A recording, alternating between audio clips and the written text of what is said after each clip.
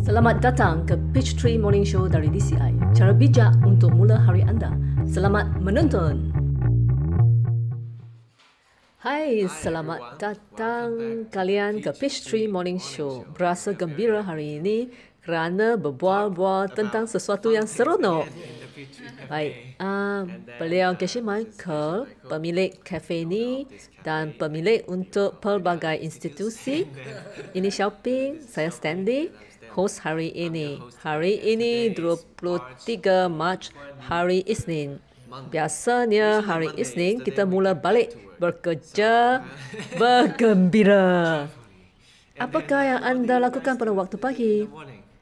Pagi ini kami tertanam sebatang pokok peach di Cafe Peachtree. Saya membawa 2 pekerja dari China untuk bekerja.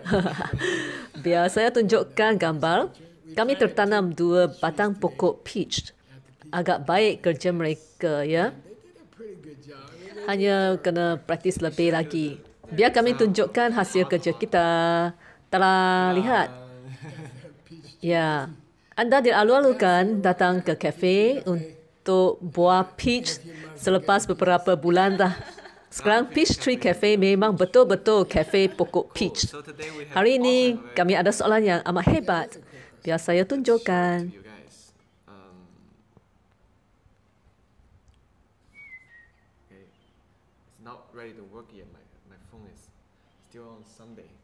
Telefon saya masih berehatlah seperti hari Minggu. Marilah kita dengar. Hai, nama saya Livia dari Ukraine, Romania. Anda mengatakan dalam episod sebelumnya, jika nak dapat hidup hebat, kita perlu lakukan 4 langkah hebat. Ini bermaksud bercita-cita tinggi, berimpian besar, tanam secara besar-besaran. Tapi kita belajar sejauh ini semua dari benih-benih kita, kan? Termasuk impian, fikiran, perancangan. Persoalannya ialah apakah benih yang saya perlu tanam agar berhasrat dan berimpian tinggi dan tanam secara besar-besaran untuk memiliki kehidupan yang hebat. Oh, soalan yang bagus. Saya teringat pepatah barat. I think therefore I am. Saya menjadi sesuatu yang saya fikir. Dia bertanya bagaimana saya tanam benih untuk menukar fikiran saya. Nak tahu bagaimana berhasrat dan berimpian tinggi dan tanam secara besar-besaran. Benih-benih yang besar-besarlah. Jadi, apakah pendapat anda, ya? Saya ada suatu idea. Virus semakin berleluasa di Amerika. Mereka menunjukkan gambar virus merebak. Orang pertama baru datang ke kampung kami dan mula merebak ke merata tempat dan orang lain. Agak terharu melihat merebakkan virus-virus ini. Dalam fikiran saya, sistem 4 langkah dan DCI juga merebak sebegini. Apabila saya dengar pemerebakan virus, saya fikir tentang pemerebakan 4 langkah itu. Itulah bagaimana untuk fikir secara besar-besaran. Lalu saya dapat visi besar dalam hidup saya. Sila kata, jika kita berfikir bagaimana 4 langkah merebak, dia akan dapat menolong kita untuk mendapat visi sendiri. Apakah fikiran anda, Xiaoping? Kami tahu anda ada visi tinggi. Ya, kami bersyukur ada visi-visi dan impian-impian yang tinggi serta ada rancangan-rancangan yang besar. Ya, amat exciting. Saya teringat Geshe-la kata tentang niat kita. Jika kita berniat untuk menolong ramai orang, kita nak kemampuan yang besar, minda yang kuat untuk menolong orang. Ini tertanamlah benih-benih. Maka impian dan hasrat yang tinggi akan muncul secara automatik lah.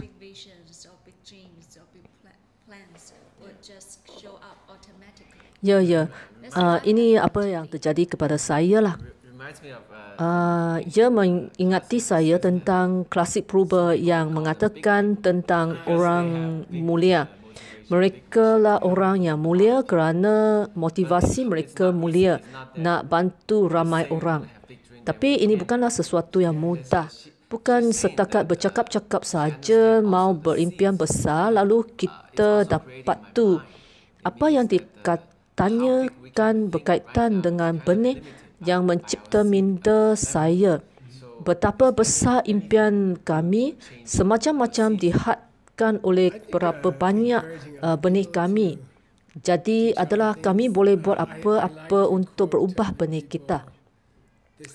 Menggalak orang lain lah untuk mencuba. Saya suka petikan yang saya dengar dari berita Amerika. Mereka menemukan orang tua kat rumah penjagaan. Mereka tanya, apakah kesalahan terbesar anda? 9% mereka menjawab bahawa mereka berkesal sebab tak mengikuti impian mereka sendiri. Jadi, cuba lakukan sesuatu yang mulia. Saya menggalakkan orang ramai untuk melakukannya dan bercuba dan membantu mereka. Jika gagal, seperti semasa kami berniaga di syarikat belian, apa yang kami tak beritahu ialah ada 2 kedai belian kami kena tutup lah. Penting untuk menggalakkan orang ramai untuk berhasrat tinggi. Ini benih yang baik untuk berimpian besar secara automatik. Saya ada satu soalan untuk Xiaoping. Seperti yang saya tahu, kamu seorang yang praktikal. Kadang-kala kami berimpian besar. Terdapat sesetengah orang yang berimpian besar sehingga terlalu besar dan tak mengambil apa-apa tindakan. Mereka hanya berhenti pada tahap pemikiran saja. Jadi bagaimana kita boleh membantu mereka mengambil tindakan untuk merealisasikan impian besar mereka tu? Saya suka soalan ni dan dia tahu saya ni ada visi besar, impian besar. Saya akan sentiasa memastikan bahawa saya dan pasukan saya melakukan sesuatu dalam pelan kami untuk memastikan impian atau visi dapat dicapai. Jadi saya rasa apa yang penting ialah secara konvensional kami buat saja bercita-cita tinggi, tapi kita juga perlu ada pelan-pelan untuk melaksanakan visi-visi itu. Itu adalah sesuatu yang penting. Tapi pada tahap benih, seperti yang disebut oleh Geshe Michael, kami sewajarnya menggalakkan orang lain mengejar impian mereka dan membantu mereka menanam benih dengan sedaya upaya agar mereka mencapai impian-impian mereka juga. Menolong mereka mencapai visi mereka, tak kira perkara-perkara yang remeh-temeh saja.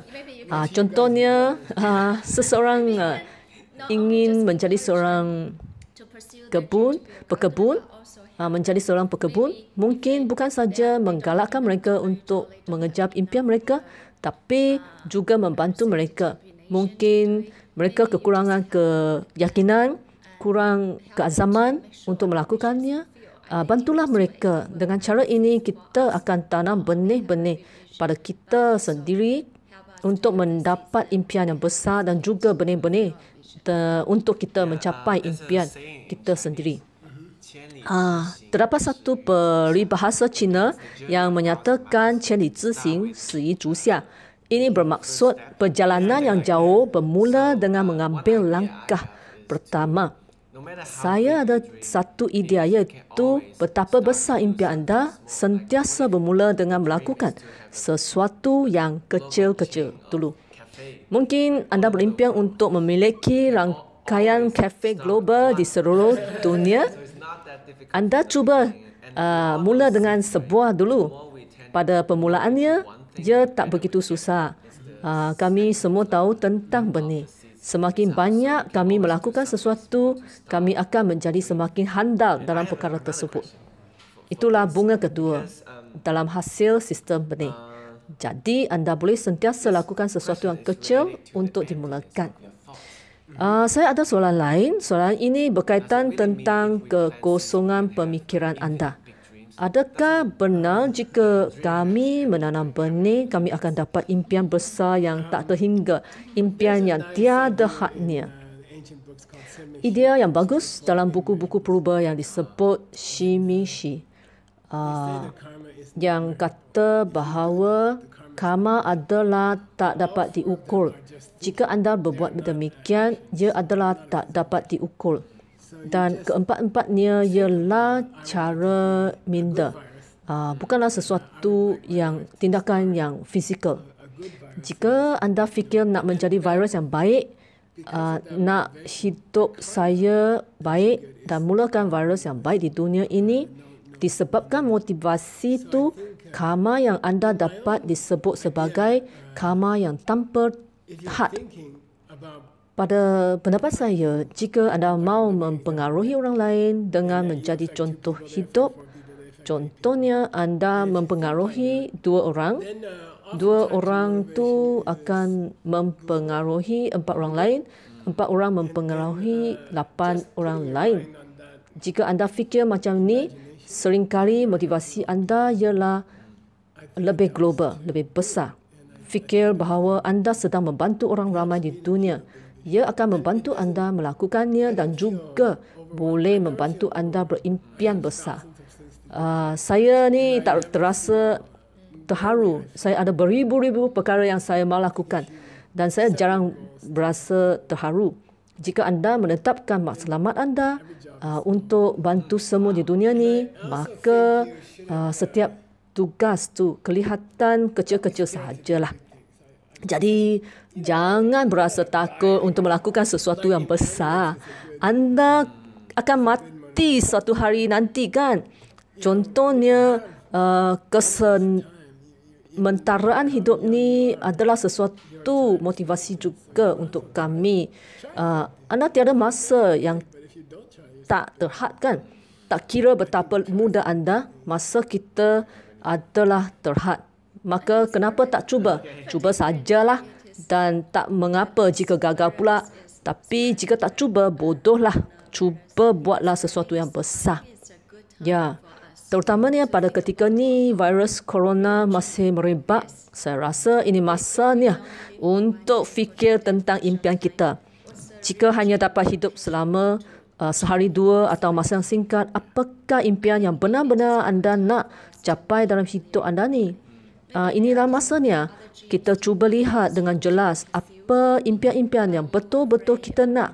Mungkin ada impian nak capai tapi anda takut atau rasa mungkin tunggu sampai masa depan. Tapi sebenarnya tiada masa lagi. Kita tak tahu bila masa yang baik untuk mulakan sesuatu kan. Ya, setelah memahami penjelasan anda berdua bahawa dalam sistem benih kita ni, jika kami berimpian besar, tak maksud kami perlu melakukan banyak perkara atau perlu menjadi seorang yang mulia seperti pemimpin politik, pemimpin-pemimpin lain. Kerana jika ada motivasi seperti virus, kami sentiasa sebut ia sebagai virus, motivasi virus, maka apa-apa perkara remeh yang saya lakukan seperti membantu di kafe, sesuatu yang remeh-temeh saja boleh mendapat hasil yang tak terhingga kerana ia akan merebak luas. Sheila juga mengatakan jangan takut untuk berimpian tinggi. Kami sudah sampai pengakhiran video kami. Adakah anda ada apa-apa cadangan yang praktikal? Pertama, mungkin mereka tiada impian yang besar. Mereka mahu berpandangan jauh, mereka mahu merancangkan visi mereka. Kedua ialah mereka berimpian besar tapi kurang keyakinan untuk mengambil tindakan. Jadi apakah langkah-langkahnya? Pertama, seperti pen. Jika anda tahu ia datang dari benih dalam minda anda dan juga pemikiran anda datang dari benih-benih dalam minda anda, menanam benih untuk berimpian besar ialah menggalakkan orang untuk cuba. Dan pelan yang kreatif berimpian mendorong mereka untuk mengikuti impian mereka lah. Seorang wanita yang datang ke syarikat belian saya dulu, dia mau jadi setiausaha dan bapanya bertanya kepada saya, bolehkah anda upahnya? Saya menemu dugaan gadis ini. Dia berkata bahawa dia nak menjadi seorang pelakon wayang. Dia kata, bapa saya mahu saya menjadi setiausaha, tapi saya mahu jadi seorang pelakon wayang. Saya beritahunya bahawa saya akan beritahu bapa kamu, saya tak akan mengubah anda ya. Selepas beberapa bulan kemudian, gadis ini dapat kerja pertama dalam bidang pelakon. Dia telah berada dalam sampul majalah Vogue 34 kali agak-agaknya. Saya terfikir tentang seseorang yang berimpian besar dan itulah perkara yang baik. Saya rasa seperti yang saya sebut tadi, mendorong dan membantu mereka sikit dalam proses ini. Contohnya, semalam seseorang pelatih dalam bidang pereka-dalaman kata dia nak kongsi sistem ini dengan mereka dalam industri ini, tapi berasa segan. Jadi kita sepatutnya membantu dan mendorongnya pergi berbuat demikian. Dengan ini, kita dah tertanamlah benih-benih untuk kita untuk mendapat visi sendiri.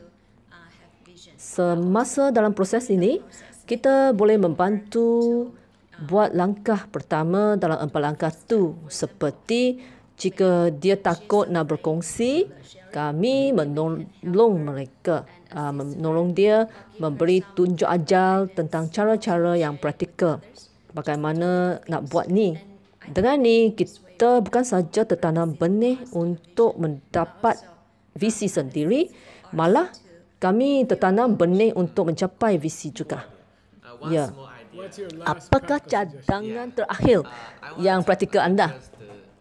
Saya nak menanangi isu tentang berimpian tinggi tapi tak cukup yakin sama ada diri anda dapat mencapainya. Inilah sesuatu yang saya belajar dari anda ya.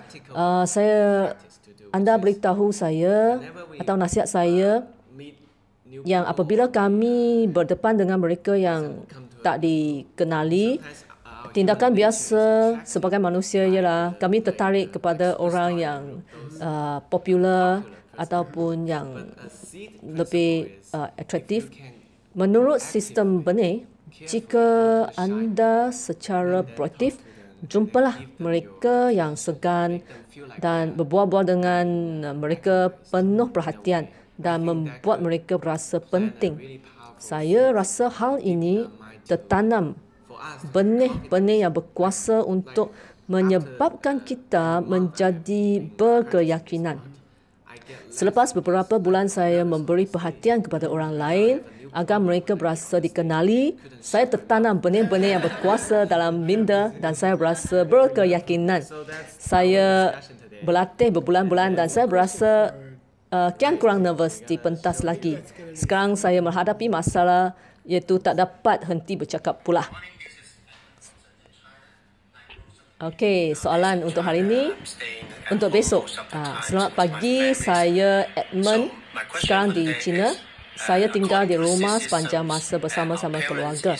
Soalan saya hari ini ialah, menurut sistem ini, ibu bapa merupakan salah satu golongan orang yang penting untuk kita menanam benih. Tapi ibu bapa saya tak nak ambil apa-apa yang saya beri mereka. Contohnya mereka kata mereka dah ada duit. Nak saya simpan duit itu sendiri. Tak nak saya bantu kerja-kerja di rumah.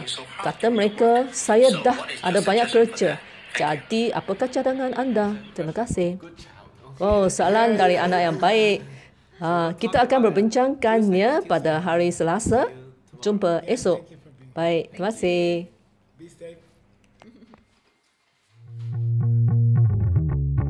Terima kasih menonton Page 3 Morning Show. Jumpa lagi.